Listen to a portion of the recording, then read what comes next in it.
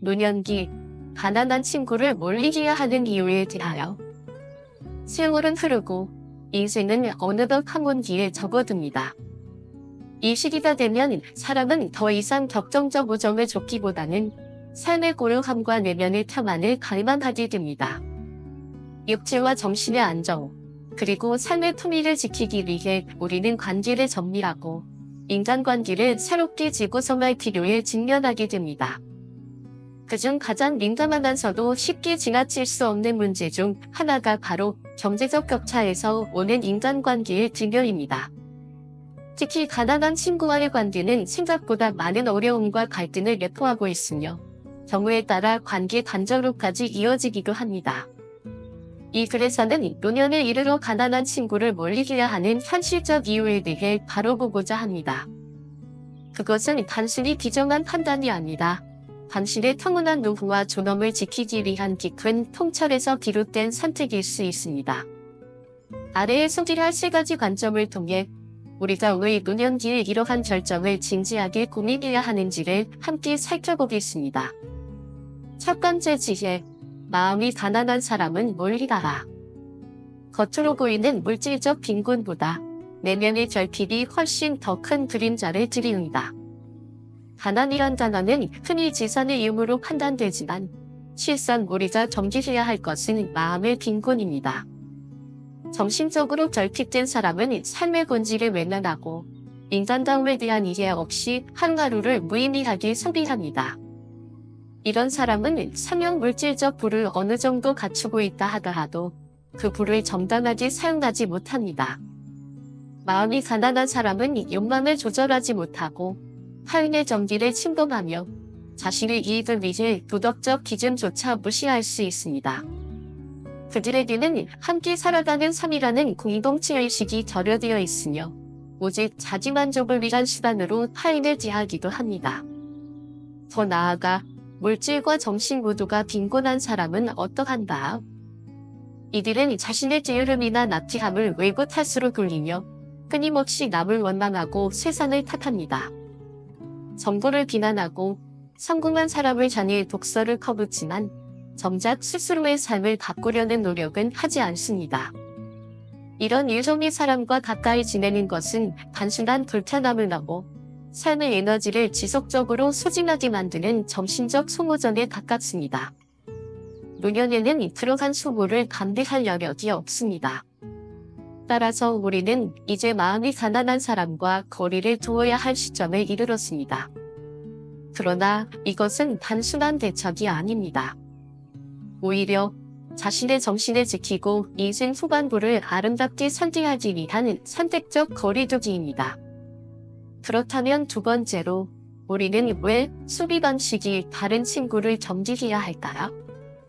두 번째 지혜, 가치관이 다른 사람과의 교류는 지혜롭게 조절하라. 함께 있는 것만으로도 당신의 소비 습관은 서서히 흔들린다. 노년이란 제한된 자원을 최대한 선명하게 사용하는 시기입니다. 그런데 주변의 무절제한 소비를 즐기고 늘 돈 걱정을 하면서도 자제하지 못하는 사람이 있다면 우리는 서서히 그들의 리듬에 영향을 받게 됩니다. 이는 마치 매일 마주하는 사람의 말투가 어느 순간 나의 말투가 되는 것과 같은 이치입니다. 자신의 형편과 무관하게 명품 소비를 하고 외식과 여행을 일상처럼 즐기면서 사는데 이런 건 당연하지 않다 라고 말하는 친구. 청된 그냥 들어주는 척하다가도 어느 순간 그들의 말이 우리를 불편하게 만들기 시작합니다. 그리고 그 불편함은 죄책감으로 이어지고 결국에 소비에 대해 스스로를 비난하게 됩니다. 또 어떤 이는 자신의 경제적 부족을 내 불행의 원인으로만 말합니다. 그러면서도 끊임없이 빌리려 하고 심지어 넉넉한 내가 도와줘야 하는 것 아니냐는 듯한 시선으로 당신을 바라보기도 하죠. 이쯤 되면 관계는 더 이상 친구가 아니다. 부담과 책임이 가는 무게로 변질됩니다. 이러한 관계는 노후의 삶을 무너뜨릴 수 있는 보이지 않는 균열입니다. 당신의 마음에 내가 혹시 인색한 사람인가? 라는 의심을 심고 당신의 평안을 해치는 감정적 채무를 남깁니다. 그래서 우리는 가치관이 완전히 다른 사람과는 거리를 두어야 합니다. 하지만 여기서 중요한 것은 그들을 비난하는 것이 아니다. 나의 정지를 정하고 지혜로운 거절을 연습하는 것입니다. 이제 세 번째 지혜로 넘어가 보겠습니다. 관계의 끝은 결국 삶의 질을 결정짓는 정서적 환경의 조성과 직결됩니다. 세 번째 지혜, 가난한 사람과의 반복된 교류는 당신의 감정 생태계를 파괴한다. 부정적인 감정은 전염된다. 특히 가까운 사이라면 더더욱. 우리는 종종 감정이 얼마나 강력한 에너지인지를 잊곤 합니다. 긍정적인 사람 곁에 있으면 나도 모르게 웃게 되고 부정적인 사람 곁에 있으면 아무 이유 없이 우울해집니다. 가난한 친구는 종종 반복적인 하소연을 합니다. 돈이 없어서 병원을 못 간다. 자식이 속을 썩인다. 세상은 궁공평하다. 처음에는 진심으로 공감하지만 시간이 지날수록 우리는 그 이야기의 반복에 지쳐갑니다. 더 무서운 것은 그 하소연이 어느 순간 나의 말처럼 내 입에서도 흘러나오기 시작한다는 점입니다. 나도 요즘 힘들어. 세상이 왜 이렇게 각박할까?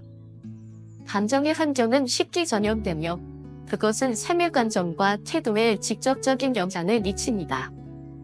특히 노년에는 감정이 건강에 미치는 영향이 크기 때문에 감정적으로 소모되는 인간관계는 단호히 정리할 필요가 있습니다.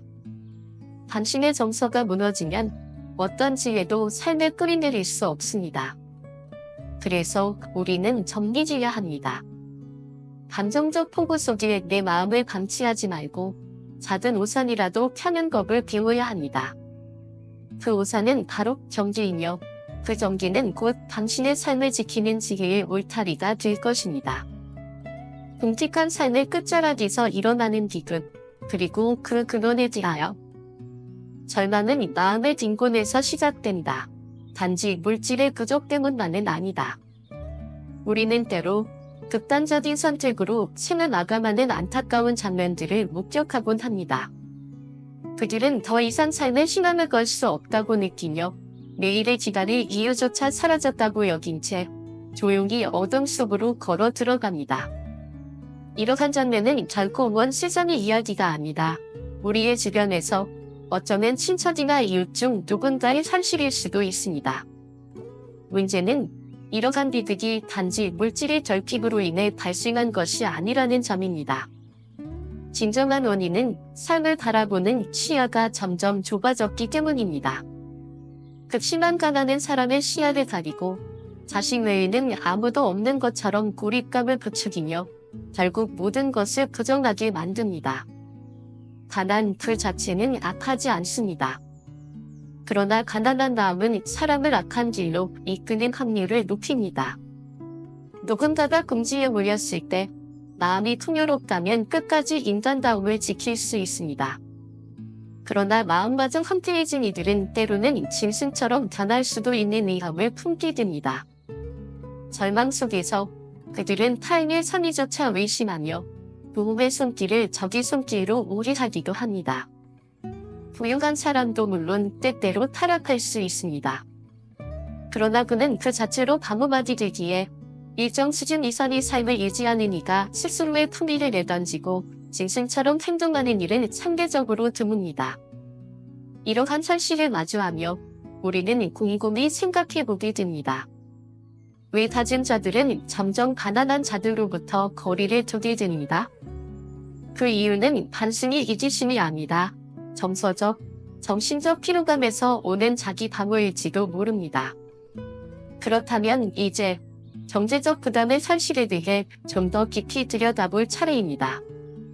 다섯 번째 지혜, 노년의 항해에서 만나는 지정적 파도, 그리고 인간관계의 균형. 작은 배에 무거운 짐을 싣는 것은 파도를 피하기 어려운 법이다. 노년기는 물질적인 측면에서 매우 예민한 시기입니다.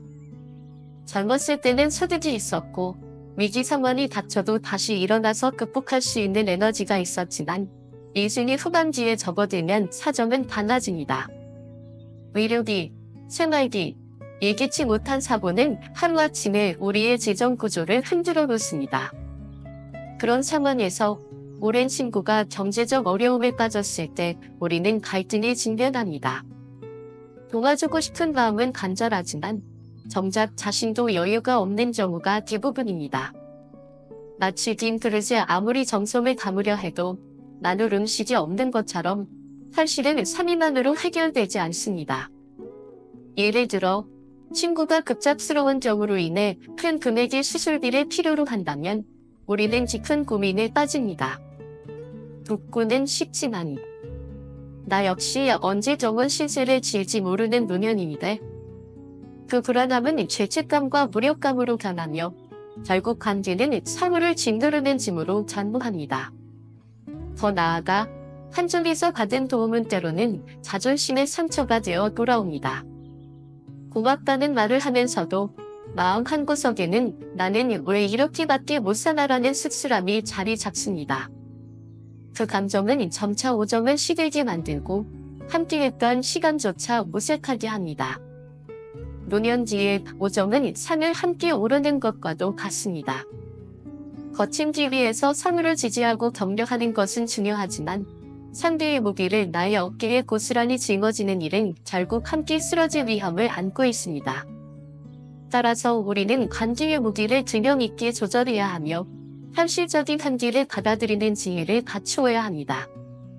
그리고 이러한 현실인식은 또 하나의 중요한 통찰로 우리를 이끕니다. 바로 타인의 불행이 나의 정서에 미치는 그림자에 대한 자각입니다. 6번째 지혜, 타인의 그림자가 나의 미래를 뒤덮지 않게 하라. 타인의 삶을 보며 내 노후를 불안해하지 마라. 친구의 고통, 이웃의 불행, 가까운 이의 절망. 그것은 나와 무관하지 않기에 우리는 자연스럽게 그 아픔에 동화됩니다. 그러나 문제는 그 공감이 불필요한 불안감으로 확장될 때 발생합니다.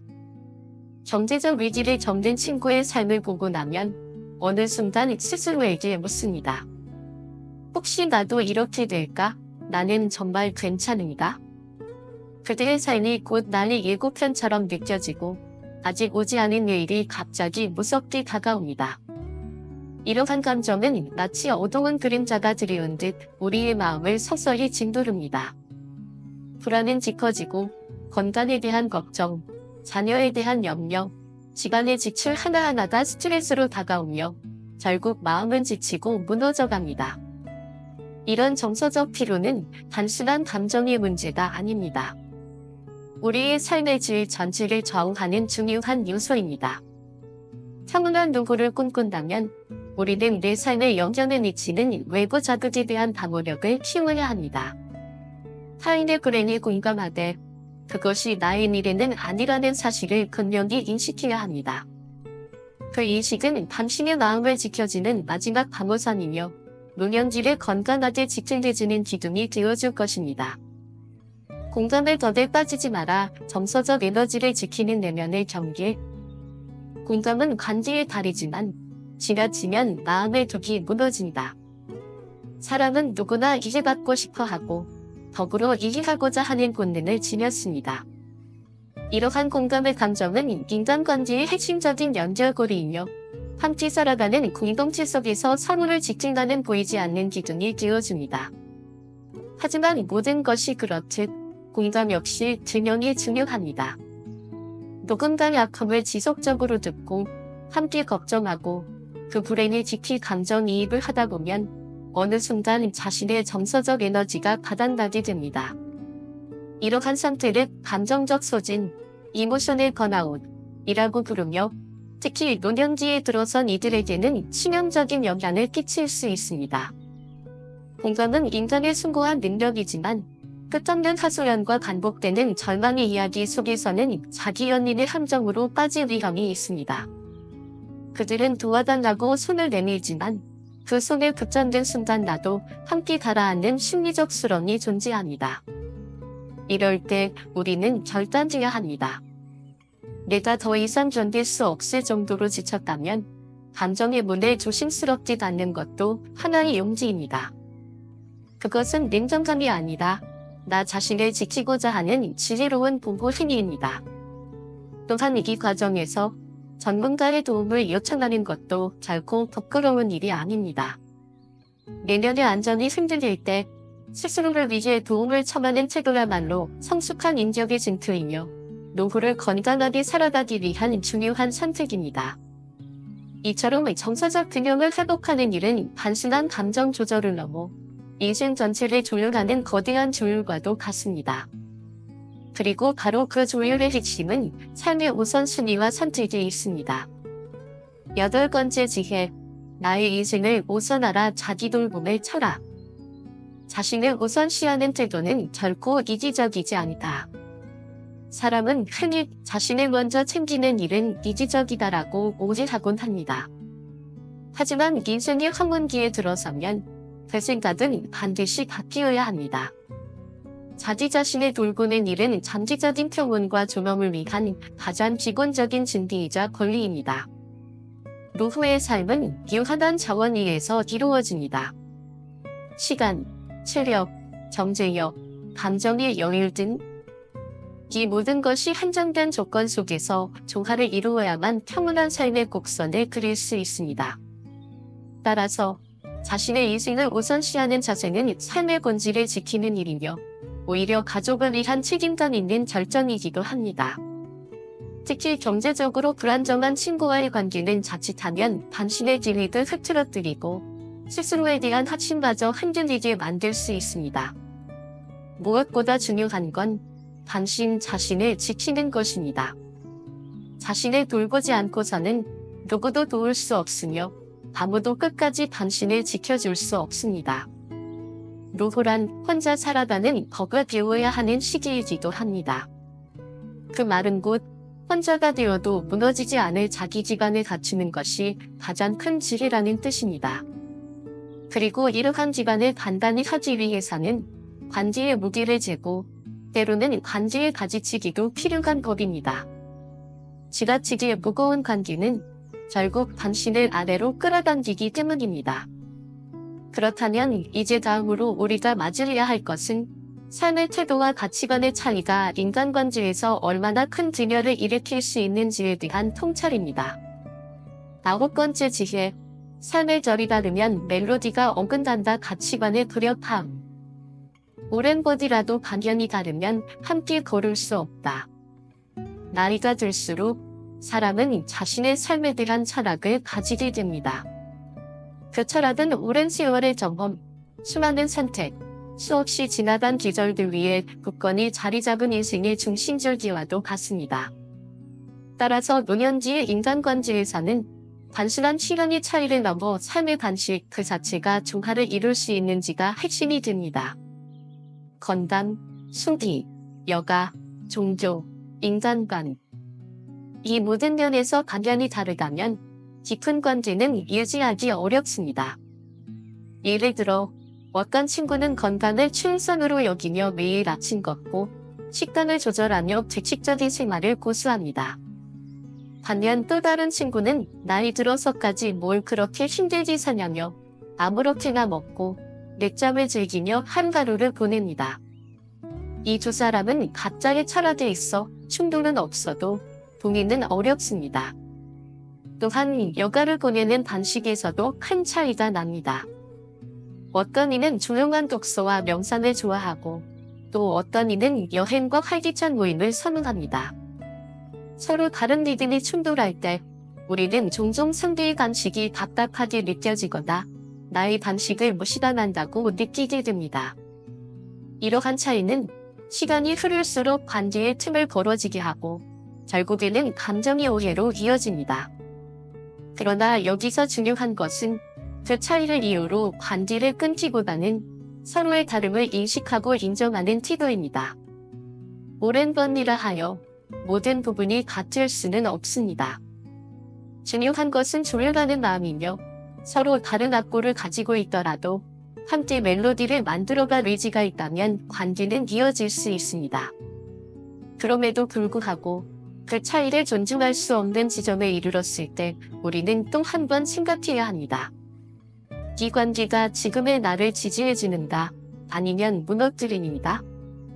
부정적인 사람은 인생의 균형을 허문다 생각이 곧 운명을 결정한다. 어두운 날은 어두운 길을 부릅니다.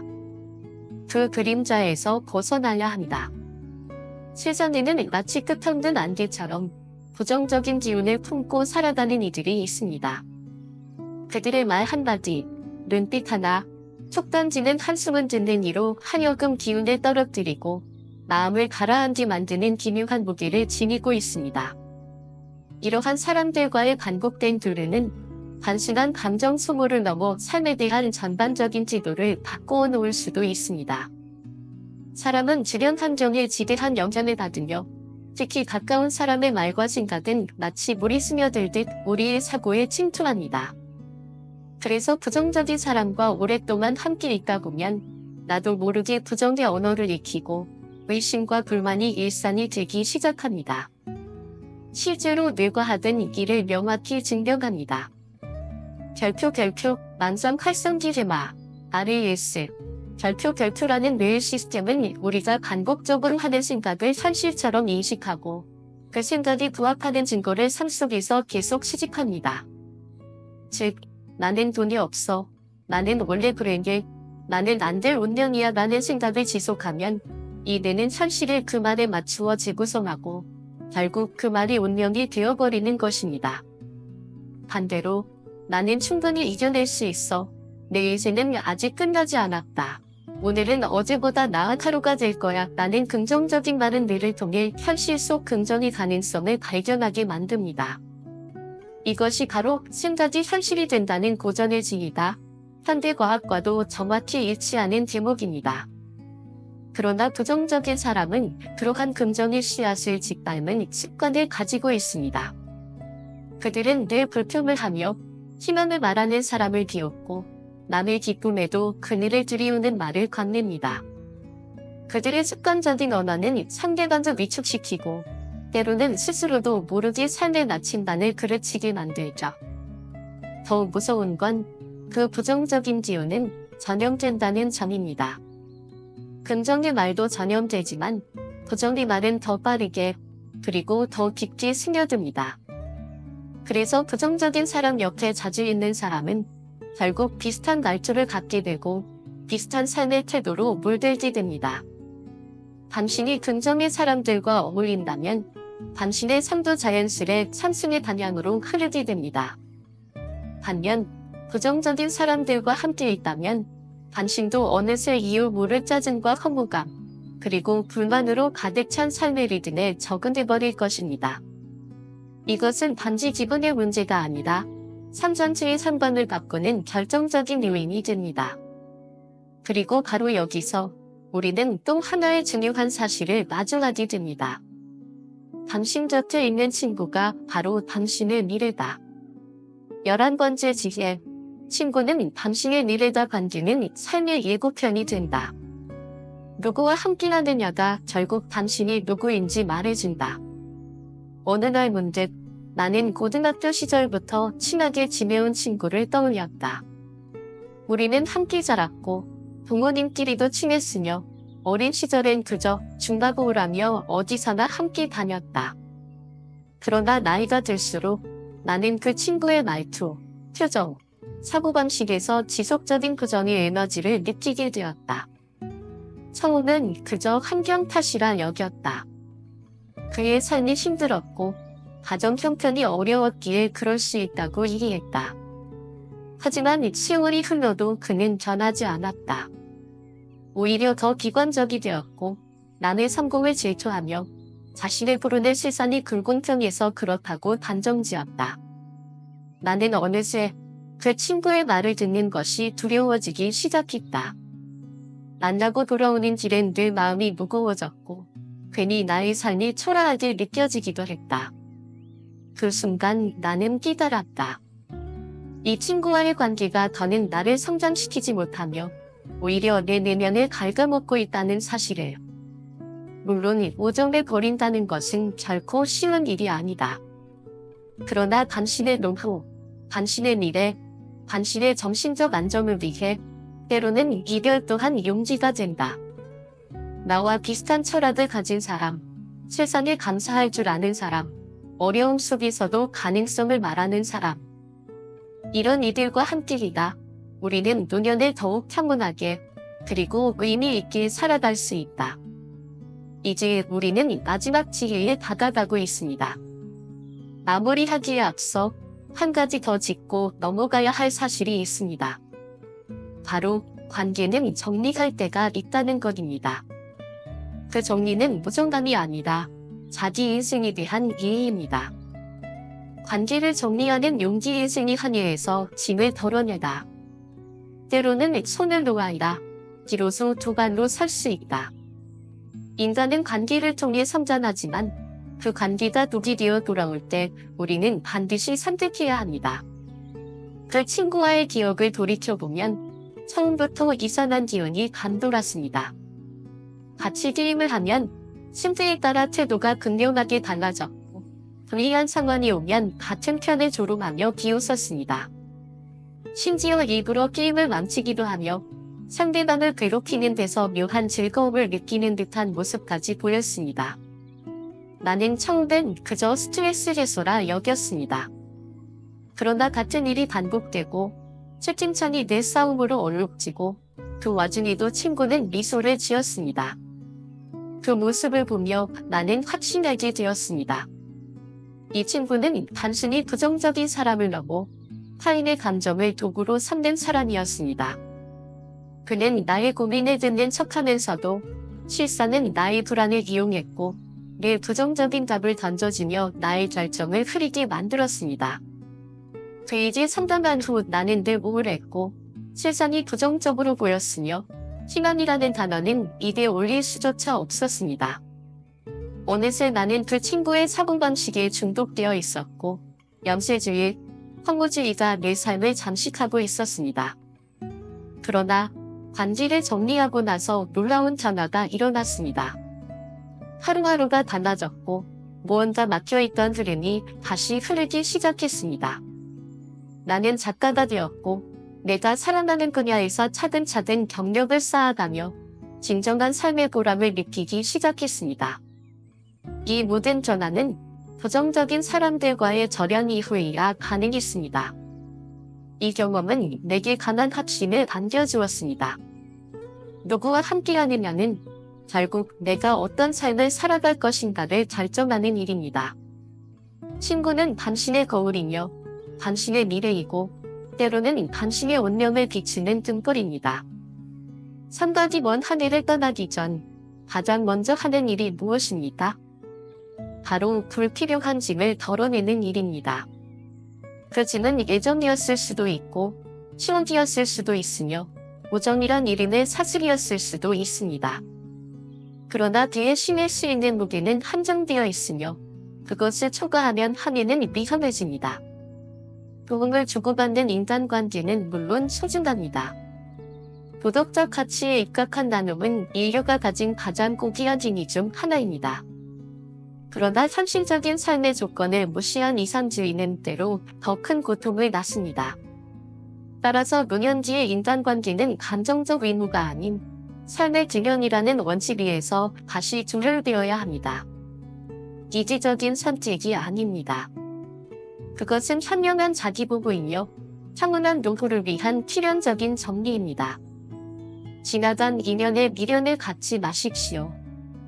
그 인연이 당신의 빛을 가리고 있다면 이제는 그들을 걷어내야 할 때입니다.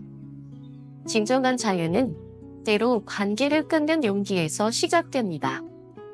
마무리하며 당신의 인생, 당신이 지켜야 합니다. 사람은 인생의 후반부에서 진짜 자신을 마주한다.